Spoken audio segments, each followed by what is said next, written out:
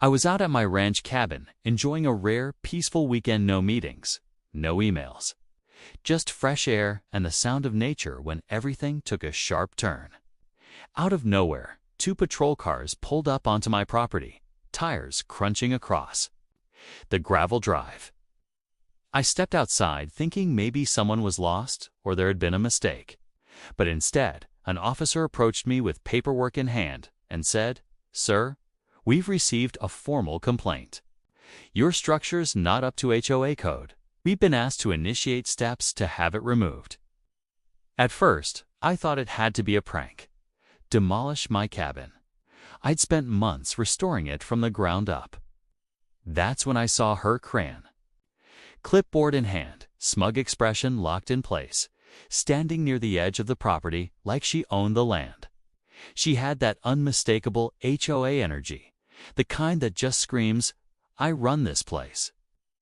Apparently, she had reported my cabin as an unauthorized structure, claiming I'd built it illegally without approval. She thought she was doing the community a favor, protecting standards or whatever she always rambles on about at meetings. But what she didn't know, what made the whole situation almost laughable, was that just 2 weeks prior, I had been elected as the new HOA president. The board was tired of her constant complaints, power plays, and her micromanagement. I hadn't gone public with the announcement yet, but now it seemed like fate had served up the perfect moment. So, there I was, standing between a fuming Karen and two confused officers, holding back a smile. I could have ended things right there, but I had a better plan in mind. Let's just say Karen was about to learn that power trips can go both ways. And this was just the beginning. Karen had always been a thorn in everyone's side. Since the day she moved into the neighborhood, she acted like the HOA was her personal kingdom, writing up violations for mailbox paint chips, measuring lawn height with a ruler, and even demanding people take down garden gnomes she didn't approve of. Most people tolerated her just to avoid drama, but it was no secret folks were growing tired. When the HOA board finally held a vote for new leadership, I quietly stepped in with the backing of a lot of frustrated neighbors. The result? A clean sweep. But I hadn't made a formal announcement, yet Ty wanted to ease into it without stirring the pot. Clearly, that plan was out the window now. Karen had no clue her time running the show was already over. She was too busy pointing at my cabin and trying to get the officers to call in county code enforcement. I could hear her going off about how my structure violated every rule in the HOA manual, even though the cabin had stood on that land for years, long before half the neighborhood was even built. What made it worse was that she had never once asked me about it. No courtesy call, no notice. Just went straight to calling the cops like she was trying to stage a dramatic takedown. The officers looked caught in the middle. One kept glancing back and forth between us, while the other was flipping through the complaint paperwork. I stayed calm, keeping my card close, just letting her dig that hole a little deeper. The real kicker: I had the permits, the surveys, the HOA approval leaf, the original property blueprints. Everything was in perfect order. But I wasn't ready to show my hand yet. Something told me letting this play out a bit longer would be far more satisfying, as Karen kept rambling about codes and violations. I noticed a few neighbors slowly gathering across the street, clearly drawn by the sight of police on someone's property again. It wasn't the first time Karen had stirred up a scene, but this one felt different. People were whispering, shaking their heads, some even filming quietly from their porches. Word spreads fast in our HOA, especially when Karen's involved. One officer finally turned to me and asked if I had anything to say in my defense. I smiled politely and said, "I do, but I think it's important you hear everything Karen has to say first." That threw her off. She expected me to argue or beg or pull out paperwork. But instead, I just stood there, giving her all the space she needed to overplay her hand. And she didn't accusing me of falsifying documents, bribing the board, even claiming my cabin was a hazard to the community. That last part made me laugh inside. The thing is, Karen didn't know the land the cabin sat on had been in my family for decades. I grew up spending summers here with my grandfather, fixing the place up little by little. I'd even restored it using the original wood, making sure everything followed both city and HOA codes. But Karen never cared about facts, she cared about control. This wasn't just about a building to her. It was about making an example. To her, I was someone who had slipped through the cracks. And she was determined to shut me down publicly. Meanwhile, back on the board, whispers had already started spreading about Karen's misuse of power. A couple of members had reached out to me privately with stories of how she manipulated rules, shut out certain homeowners, and even altered meeting notes to fit her agenda. I knew it was only a matter of time before it all unraveled. But for now, I stayed quiet, letting Karen carry the torch while the flames inched closer. Karen was still going strong, waving around her stack of printed emails and citing random sections from the HOA handbook like she was in a courtroom. She was so focused on tearing me down, she didn't even notice that more neighbors had started coming out to watch. A few were recording from their driveways. Others just stood with arms crossed, watching the drama unfold with a mix of frustration and disbelief. Most of them knew me. They knew I wasn't the type to stir trouble, but Karen, she had a history.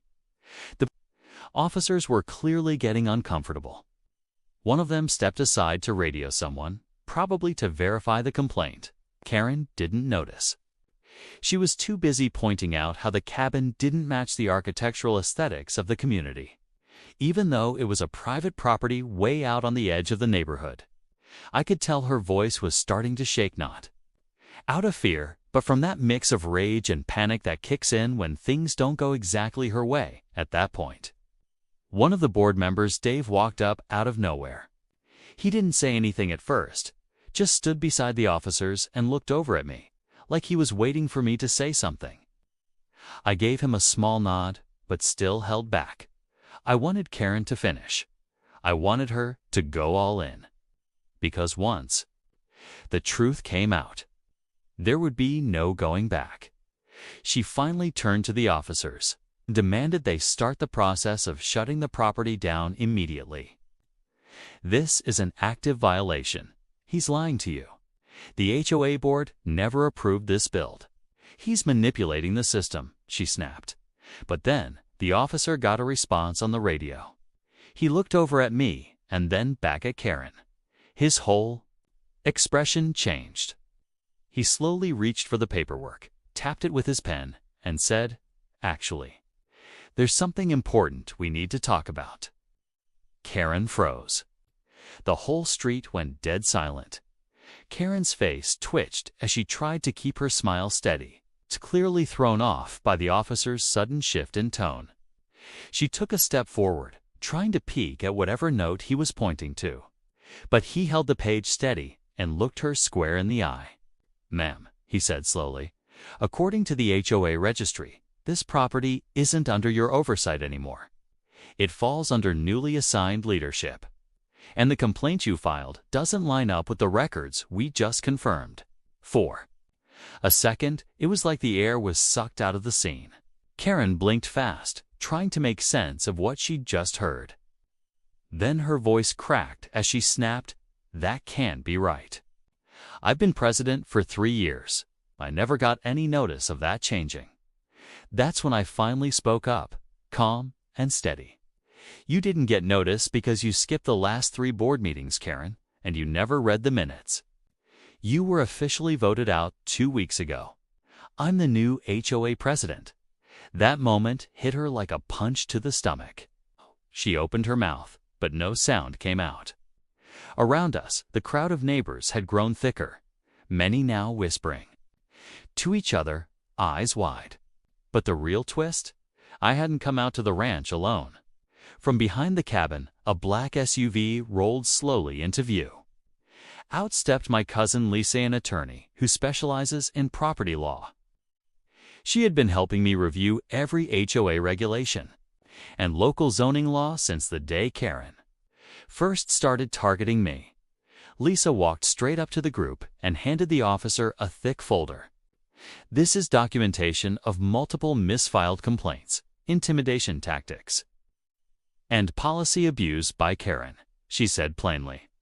"We'll be submitting it to the board for formal review." Karen's jaw clenched as she tried to snatch the folder, but the officer stepped between them. Her voice was trembling now. "You don't know what you're doing," she hissed at me. I didn't respond, because this wasn't just about a cabin anymore. It was about exposing everything she'd tried to hide. And things were just getting started. Karen stood there, frozen, her hands twitching by her sides as if she was still searching for a comeback. But there was nothing left to say. The officer skimmed through the folder. Lisa handed him photos, emails, timelines, all dated and verified. Everything Karen had done in secret was now in black and white, and there were signatures from multiple residents backing it all up. Her face went pale as the officer turned to her and said, "We won't be pursuing this complaint any further. In fact, it looks like there's more cause to open an investigation into your actions." That was the moment the crowd finally reacted. Murmurs of agreement, someone clapping quietly, a few relieved chuckles. Karen's mouth opened like she wanted to argue, but nothing came out. She looked around and realized no one was standing with her. Not even Dave, who used to be one of her few supporters. She tried to walk away with her usual pride, but her steps were shaky, and her eyes stayed locked on the ground. I thanked the officers, and as they left, a few neighbors came over to shake my hand, telling me how long they'd been waiting for this day. Some even admitted they were scared to speak up before because Karen always found a way to get back at people who questioned her, just when I thought it was all over. Lisa leaned toward me and whispered, "By the way," one of the neighbors forwarded me an email Karen accidentally sent out last week. She tried to forge board member signatures to reapprove herself as president. I blinked, stunned. She actually thought she could override the vote. Lisa nodded, handing me a printed copy. She was planning to file it next week. If she had succeeded, this whole thing might have gone the other way.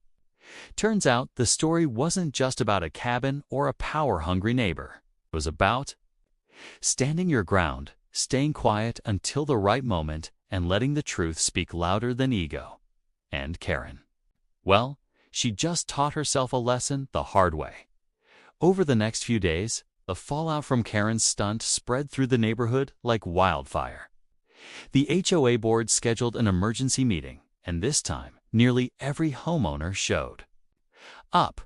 People shared their own run-ins with Karen, how she'd bullied them over tiny details, or shut down their improvement requests without explanation. For the first time, it felt like the community wasn't afraid to speak up anymore.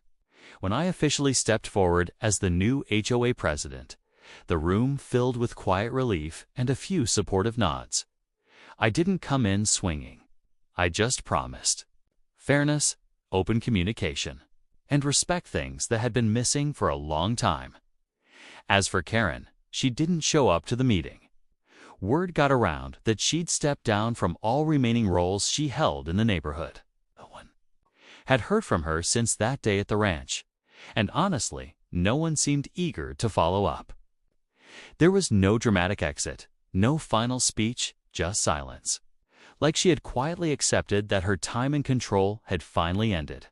My cabin still stands, untouched and finally appreciated for the history it holds. Neighbors who once kept their distance now stop by to say hello, some even asking for advice on their own renovation projects. It's wild how quickly things can shift when people feel seen and heard. This whole experience reminded me that sometimes standing back and letting the truth reveal itself is more powerful than reacting in the moment. HOA drama is real, But so is the strength of a community when people unite with patience and purpose. So, to anyone dealing with their own HOA nightmare, hang in there. Sometimes the best revenge isn't loud or angry. It's simply doing the right thing and letting it speak for itself.